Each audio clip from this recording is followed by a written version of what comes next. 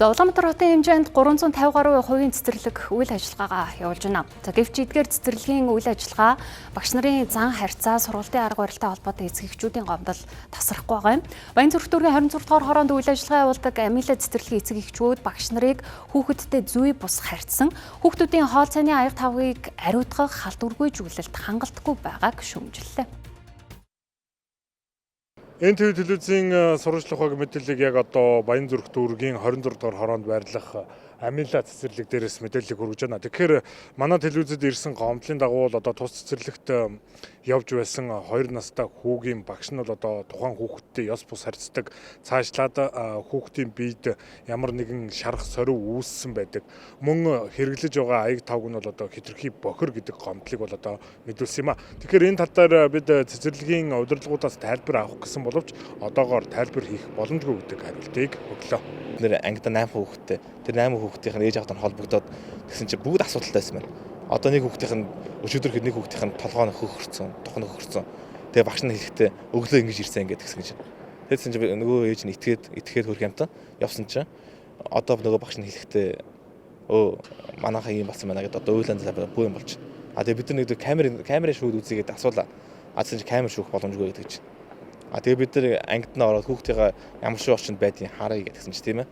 Манай хүүхд ингээ мөөгөн цэрцсэн.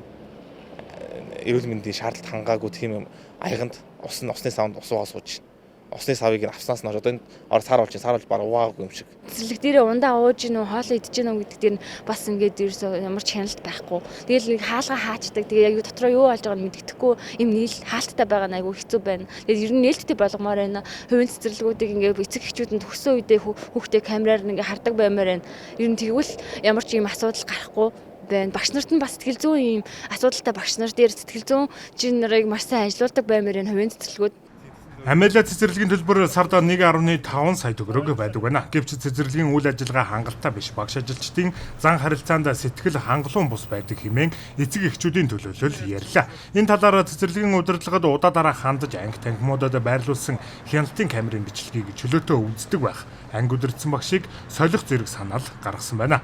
Харин Амилла цэцэрлэг дээрх асуудлыг эрс үгүйсгэсэн байр суурийг илэрхийллээ. Усуудаг аяга нь муухай байсан гэсэн тэр нь яг хуу анс нэр сууж байгаад өнгөр тогтсон баг. Манайхаа жимсээр нь юмнуудаа өгдөг. Багш маань дутуу угаасан байж магадгүй. Одоо манай багш сэтгэл зүгээр маш их хямарсан байгаа. Яагад гэвэл нэг ч хүүхдийг загнаагүй, иймээ тиймээ асуудал болоогүй. Хаана хандна уу хамаагүй гэд хямарчихсан байна. Эцэг эхчүүдийн зүгээс хүүхдийн тусламжийн 108 дугаарын утсанд дуудлага өгч шалгуулах хүсэлтэд илэрхийлсэн байна. Түүнчлэн дан ганц Амилла цэцэрлэг гэлтгүй төрийн өмчийн бус бүх цэцэрлэгт хүүхдийн эрх зөрчил нэгдсэн хяналт шалгалт хийх шаардлагатай байгааг онцоллоо.